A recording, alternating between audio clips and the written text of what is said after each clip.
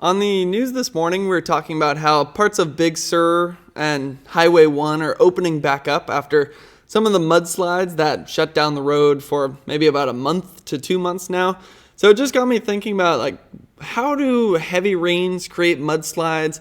And then you also hear of things like mudslides or debris flows. What's the difference between those two? So I thought it'd just be interesting to dive into this concept and see what we could figure out.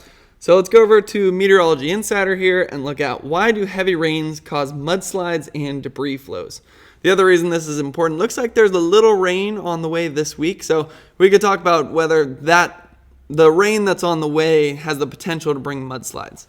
So just looking at it, heavy rainfall can cause a range of problems for people living in areas prone to flooding, including property damage and traffic disruptions.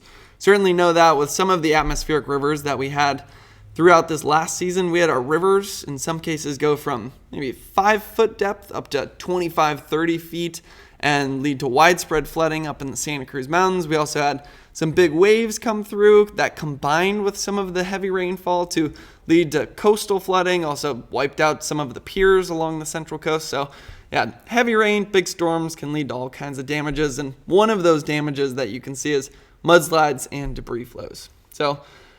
But perhaps the most dangerous impact of heavy rainfall is the increased risk of mudslides and debris flows. These events can cause significant damage to homes, buildings, and infrastructure, and can even lead to loss of life. In this post, we'll explore how heavy rain creates mudslides and debris flows and what you can do to protect yourself. So, I believe I'm sure it gets into this throughout this article, but the thing about debris flows and mudslides is what's true with a lot of scientific concepts, where it's not really just one thing, but it's actually the combination of a lot of things that come together. So, for example, when it comes to debris flows, a lot of times they can be worse if it's after wildfire season.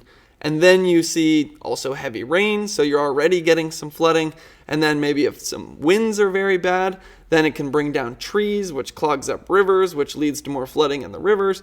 And that's where a lot of different impacts that you see with weather, it's not always just one factor, like heavy rain makes mudslides. Usually there's a lot of different factors that combine and have varying levels of importance that all lead to the end result. So hopefully that made sense. But basically the idea there is there's a lot of nuance when it comes to damages and dangers when it comes to weather features or probably anything in life. So understanding mudslides and debris flows. This probably gets into the difference between the two, which, to be honest, I actually don't remember. I know I learned it at some point, but I guess we'll find out. So before we dive into how heavy rain causes these natural disasters, let's first understand what they are. Mudslides and debris flows are types of mass wasting, interesting way to put it, which refers to the movement of rocks, soil, and debris down a slope due to gravity. So the end of that sentence right there basically sums it up. It's the movement of rocks, soil, and debris down a slope due to gravity. Now it's interesting they say due to gravity because a lot of people's first thought would be it's due to heavy rain. Right there, I guess that makes sense. If you get heavy rain on ground, the ground's not all of a sudden going to start flowing in one direction. You need a slope to it, so then you get that gravity aspect, which brings the slope down. Never thought about that. Makes sense, though. So they can occur in both natural and human-made environments, such as hillsides, cliffs, and construction sites. Basically, anywhere where there's some kind of slope, that's where you can get gravity, which leads to a mudslide or a debris flow. So mudslides occur when heavy rainfall saturates soil on a slope. What that means is saturating soil is basically when the soil can't absorb any more water. The best way I think of this is, let's say you have a dry sponge and you pour some water on it. You're not going to have any water flow off. It's just all going to absorb into the sponge. Then if you just keep pouring water and keep pouring water, eventually that sponge it becomes saturated, so it can't absorb any more water. And then that's where the water will just start flowing off. That's where you get flooding. But in the case of soil, it's a different material than that sponge. It's actually lots of little particles.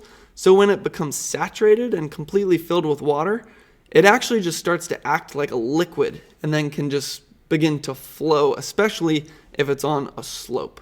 So basic summary there is when you get a large amount of water and the soil is holding as much water as it can, a lot of times that soil can become suspended in the water and then it just acts like a liquid. So mudslides occur when heavy rainfall saturates soil on a slope, making it too heavy to stay in place.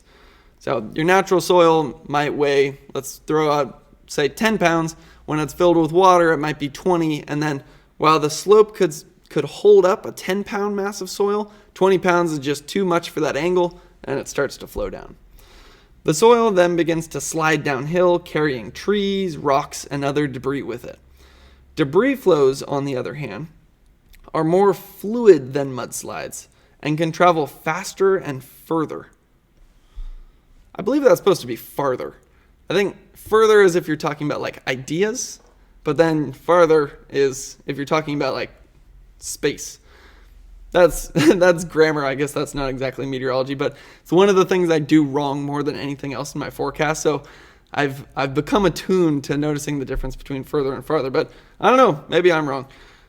They occur when a large amount of water mixes with loose soil or debris, creating a slurry that rushes down a slope. So it seems like the big difference there is overall they're pretty similar, but debris flows are more fluid and can travel faster and farther. So how heavy rain causes mudslides and debris flows. Heavy rain is one of the primary triggers for mudslides and debris flows. When soil becomes saturated with water, basically can't hold any more water, it's like a liquid, it loses its stability and cohesion. That makes sense, because at first you might have all those soil particles kind of holding together, but then when it's filled with water, some of those will almost just be able to like float. You could think of it that way. And it loses its cohesion. So the more water that is added, the heavier and looser the soil becomes, eventually causing it to slide or flow down a slope. Makes sense. Other factors can also contribute to the risk of mudslides and debris flows. For example, slopes that are too steep or have an unstable structure are more likely to fail during heavy rainfall. Areas that have been recently burned by wildfires are also at higher risk because the loss of vegetation makes the soil more susceptible to erosion. So, first thing that I think about when I hear the slopes are too steep is Big Sur. That whole stretch along Highway 1, it's absolutely beautiful, but you can see how steep the cliffs are. The first time I went down there, I was actually amazed at just how steep the hillsides were. I was surprised I'd never been there before, living in California my whole life, because it's absolutely beautiful. But it makes sense that if that hillside, which is incredibly steep, gets filled with water, it's going to be too heavy, and then it's going to flow down, especially if those soils have also seen a wildfire, which is another thing that can often happen in the Big Sur area. You also hear about this in Santa Barbara or other places. We've had some mudslides in the Santa Cruz Mountains. Most of the time when there's heavy rainfall, the main map that I show that we're worried about is where we're going to see the combination of heavy rain and burn scars. So where we've previously had a wildfire. And this is why. Before a wildfire happens, there's lots of vegetation on the hillside, and the roots of those plants basically hold the hillside in place. It's almost like a structure into the soils. When a wildfire comes through, it burns out those plants. You no longer have that structure holding the soil in place, and then once it fills up with water, becomes saturated, that hillside washes away. So it's because the roots are no longer a structure because they've been burned out by wildfire. And that's one of the things that we're always debating up in the Santa Cruz Mountains is you want to clear out your vegetation around your house so that it doesn't allow the fire to go all the way up towards your house. A protective space, I believe it's called. That's what it's called. I should know that. But then the downside is if you're on a hill, you also want those plants to be holding the hillside in place. So it's kind of the choosing between the lesser of two evils. Are you more worried about mudslides in your area, or are you more worried about wildfire? If you're worried about wildfire, you want to clear those plants out. If you're worried about mudslides, you probably want to keep those plants in place so that the roots keep the hillside in place. So I believe we just read that. So protecting yourself from mudslides and debris flows. If you live in an area prone to mudslides and debris flows, there are several steps you can take to protect yourself and your property. Already named one, keep your plants around your area. Trees, I imagine, are good as well, although that's also more to fall if you do end up getting a mudslide. So first and foremost, it's important to be aware of the risk and take all warnings seriously. Pay attention to weather reports and evacuation orders, and make sure you have an emergency plan in place. I'd also be extra careful if you're below where a wildfire just happened, because that increases your chances of a mudslide coming through. So you can also take steps to reduce the risk of mudslides and debris flows on your property. For example, planting native vegetation and building retaining walls can help stabilize slopes and prevent erosion. Yeah, that makes a lot of sense. Yeah, plant some vegetation, hold that slope in place. Installing drainage systems and diverting water away from vulnerable areas can also reduce the risk of saturation and failure. Yeah, I think that's a lot of good points right there. Now let's just go over the conclusion and then I'll provide my own summary. So mudslides and debris flows are dangerous natural disasters that can be caused by heavy rainfall. Understanding how these events occur and what you can do to protect yourself is essential for those living in areas prone to flooding and mass wasting. By taking preventative measures and staying informed, you can help mitigate the risks and keep yourself and your property safe. So, my summary, basically, one thing we learned, difference between mudslides and debris flows. Debris flows seem to be more liquid and flow faster and farther, but overall, it happens when you have a steep slope, heavy rainfall comes in, saturates the soils, also increases the weight of the soils, and then it just becomes too much to stay in place. You lose cohesion, and it basically flows down. Now, extra dangers can be if there was recently a wildfire, because that clears out the vegetation, so there's no longer the root structure holding that hillside in place. So if you live below an area that just had a wildfire, that's where you should be extra worried about a mudslide or a debris flow happening.